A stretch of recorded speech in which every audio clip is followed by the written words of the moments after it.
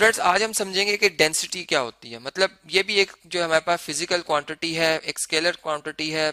अब हम यूं कह सकते हैं कि डेंसिटी जो है एक हमारे पास रेट है जिसको कि हम रो से जाहिर करते हैं। इस तरह का एक सिंबल होता है जी। अब इसमें हम यूं बात करते हैं कि अगर मेरे पास फर्ज करें कोई ऑब्जेक्ट है जिसका कोई एक मैस, मतलब उसके जो पार्टिकल्स की तादाद है उसको हम मैस कहते हैं, जो कि 1 क्यूबिक मीटर में वॉल्यूम वाले ऑब्जेक्ट में उसने ये इतनी क्वांटिटी आ गई है, इसकी इतना मैस आ गया। तो वो जो एक रेट आएगा मेरे पास वो उसकी डेंसिटी बताएगा। मतलब अब मैं इसको एक सिंपल एग्जांपल से ऐसे समझाता हूँ कि मैं एक ऑब्जेक्ट है, एक कंटेनर बनाता हूँ, ठीक है, गिलास बना ले या इस तरह से एक क्यूबिक एक बॉक्स है, ठीक है। इस बॉक्स के अंदर मैं एक जगह पर सैंड, मतलब रेत डालता हूँ, ठीक है। और इसी बॉक्स में मैं एक जो है वो वाटर डालता हूँ, ठीक है। अब दोनों का वॉल्यूम मैंने क्या कर लिया जी, कांस्टेंट रख लिया। मतलब इसका भी और इसका दोनों का वॉल्यूम कितना है जी, 1 क्यूबिक मीटर है, ठीक है। अब इसमें मैंने वाटर जो है वो पोर किया है। अब ऐसा है कि जब मैं इन दोनों का मैथ मेजर करता हूँ, मतलब जो फिजिकल बैलेंस से एक मैथ मेजर करने का एक हमें रिलेशन पता चलता है। तो फर्ज करें सैंड का जो हमारे पास मैथ आता है वो आ जाता है 50 kg, ठीक है। और जो हमारे पास वाटर है इसका मैस आ जाता है हमारे पास फर्ज करें 40 kg, ठीक है। तो अब हमने देखा कि जो डेंसिटी है, मतलब वाटर की डेंसिटी अगर हम देखें तो मैस पर यूनिट जो वॉल्यूम है, ठीक है, 1 क्यूबिक जो मीटर हमने रखा है जिस वॉल्यूम, ये बनी 40 kg पर क्यूबिक मीटर, ठीक है।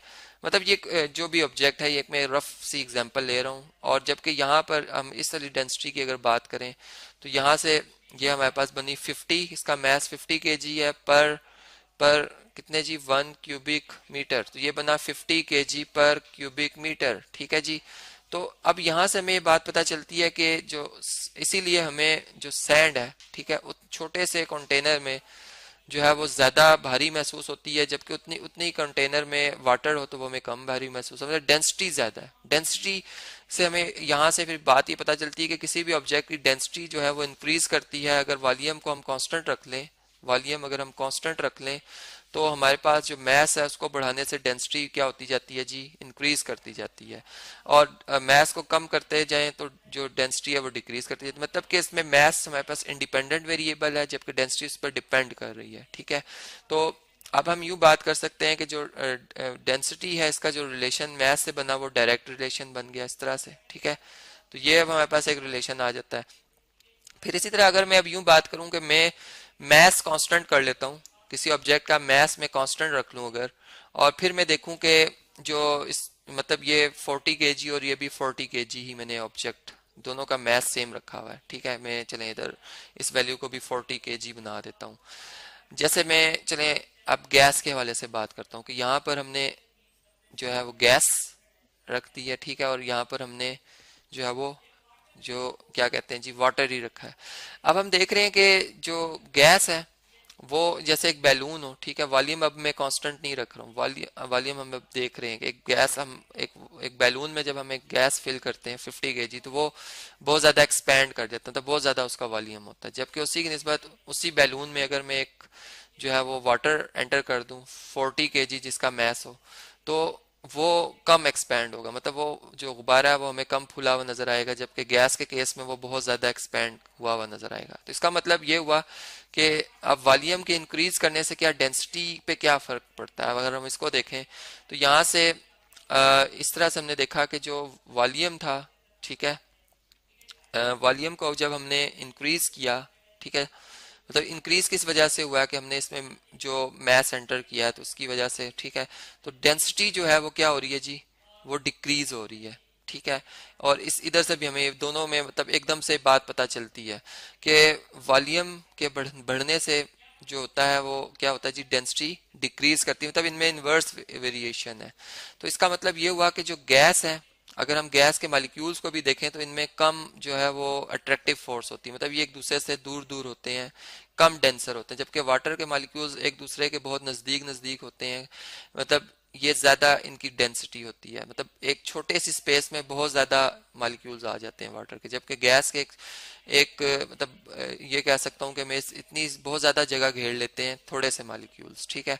तो फिर यहाँ से जो रिलेशन बना वो इनवर्स का बना, डेंसिटी का जो है वॉल्यूम के साथ। ओवरऑल अगर हम इन दोनों रिलेशंस को मतलब मैथ से डायरेक्ट और वॉल्यूम से इनवर्स कंबाइन करें तो ऊपर जो मैंने फार्मूला बनाया था डेंसिटी का वो प्रोपोर्शनल होगी ज्वाइंट वेरिएशन जो बनती है वो मैथ ओवर वॉल्यूम की। और फिर अगर मैं इसमें प्रोपोर्शनलिटी ऑफ कांस्टेंट इंट्रोड्यूस कराना चाहूँ के, तो ये के टाइम्स मैथ ओवर वॉल्यूम, ये हमारे पास जो है एक रिलेशन बनेगा जिसमें कि के की वैल्यू फिर हम अगर 1 रखते हैं, 1 ले लें, तो ये हमारे पास जो है हमारे पास इसकी वैल्यू क्या बनेगी, मैस, मतलब ये जो फार्मूला बन जाएगा वो density equal to mass over volume बन जाएगा, ठीक है जी। तो इस तरह से ये हमारे पास एक रिलेशन बनता है जो कि फिर हम किसी भी जगह पर हमें डेंसिटी अगर मालूम करनी हो तो हम ये रिलेशन जो है वो इस्तेमाल करते हैं। तो अब अगर हम इन सारी बातों को कैलकुलेट करके एक सिंपल सी बात देखें तो हमें ये अगर हम शायदा करना चाहिए, देखना चाहें कि एक जो घरों में हम वाटर इस्तेमाल करते हैं, ठीक है, जो कि ना नमकीन होता है ना मीठा होता है, मतलब मैं एक ऐसे वाटर की बात कर रहा हूँ जो कि जिसका कोई टेस्ट ना हो, ठीक है, मतलब उसमें कोई इम्प्योरिटी ऐड नहीं है, ठीक है। तो अब हम यूं कहते हैं कि अगर वो वाटर हम, मतलब एक एक्सपेरिमेंट के थ्रू मैं बात कर रहा हूँ कि वो वाटर हमने जो है अगर 5 लीटर उसका वॉल्यूम था, ठीक है, मतलब वॉल्यूम आप जानते हैं कि एक बीकर ले लें या एक गिलास ले लें और उस गिलास जो कि 3 डायमेंशनल सरफेस होती है उसकी मतलब लेंथ है, ब्रेथ है, हाइट है, उसमें जितने भी वाटर मॉलिक्यूल्स होंगे उनकी क्वांटिटी को हम कहते हैं कि वॉल्यूम है, ठीक है। तो हम ये कह रहे हैं कि अगर एक बीकर ले लें या गिलास लें उसमें या एक इस तरह के कंटेनर लें इसमें 5 लीटर वाटर आ जाए और उसका हम मैस मेजर करें वो आ जाए 5 kg, ठीक है। तो अब डेंसिटी हम बड़े आसानी से मेजर कर सकते हैं, मतलब डेंसिटी जो है रो इक्वल टू मैस आएगा जी 5 kg ओवर 5 लीटर, मतलब अब यहाँ पे हम लीटर नहीं यूज करेंगे, लीटर्स की जगह हम रिप्लेस करेंगे। हम ये बात जानते हैं, आपने बात हमारे जो स्टार्टिंग लेक्चर्स थे उसमें इंट्रोडक्टरी लेक्चर्स में पढ़ी हुई है कि 1 क्यूबिक मीटर जो होता है वो 1000 लीटर्स के इक्वल होता है, ठीक है। ये आप पूरा एक रिलेशन है देख सकते हैं वहां से, या इसको मैं 10⁻³ लीटर्स कह सकता हूँ। तो और अगर मैं इन अदर वर्ड्स अगर ये कहूँ कि ये जो हमारे पास ये जो क्वांटिटी आ रही है, ठीक है, मतलब सॉरी 10⁻⁻³ मैंने नेगेटिव लिखा, ये इसकी वैल्यू होती है, ठीक है। तो इसका मतलब कि फिर यहाँ पे तो लीटर्स में हमें गिवन है, तो यहाँ से अगर मैं इसको 10⁻⁻³ को अगर दोनों तरफ डिवाइड कर देता हूँ इससे, यहाँ भी और यहाँ भी, तो यहाँ से ये कैंसिल हो जाएगा और 1 लीटर की जो वैल्यू आएगी हमारे पास वो इक्वल टू आ जाएगी 1/10⁻³ या जिसको हम 10⁻⁻³ चूंकि लॉ ऑफ एक्सपोनेंट के मुताबिक अगर डिनोमिनेटर से न्यूमरेटर में नंबर शिफ्ट होता है तो उसकी एक्सपोनेंट के साइन तब्दील हो जाते हैं, ये क्यूबिक मीटर में आ जाएगा हमारे पास वॉल्यूम जो कि 1 लीटर का एक रिलेशन है। तो यहाँ पर 5 लीटर की जगह, अब लीटर की जगह हम लिखेंगे 10⁻⁻³ क्यूबिक मीटर, ठीक है जी।